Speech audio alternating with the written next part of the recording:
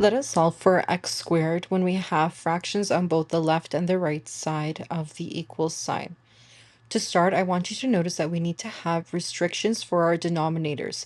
These restrictions will tell us that x cannot be these numbers because if they were, then we would have 0 in the denominator and we cannot divide by 0.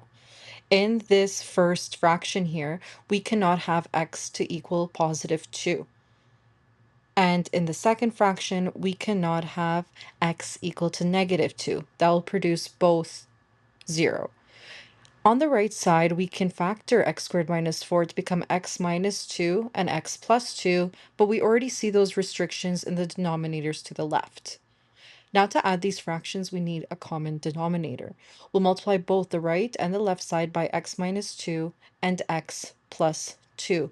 This will ensure that we can add the fractions on the left, and it will make it much easier when we want to simplify some things in the numerator and denominator as well. In our first fraction on the left side, we will have x times x minus 2 times x plus 2 with the denominator of x minus 2 plus 1 times x minus 2, x plus 2. You can show the 1, but you don't need to. Denominator x plus 2.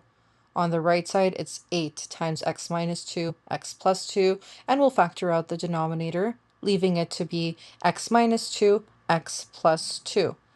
Now you'll notice there are some common terms in the numerator and denominator for all these fractions here. So let's cancel them out to simplify this equation. Once we've simplified them, that leaves us on the left side with x times x plus 2 plus x minus 2. It's equal to 8. Let's use a distributive property to multiply the x term to the binomial, leaving us with x squared plus 2x plus x minus 2 equals 8. Collecting like terms and bringing the 8 to the left side so that we can make the right side equal to 0 will now leave us with x squared plus 3x minus 10. We'll now factor this to become x minus 2 times x plus 5, all still equal to 0.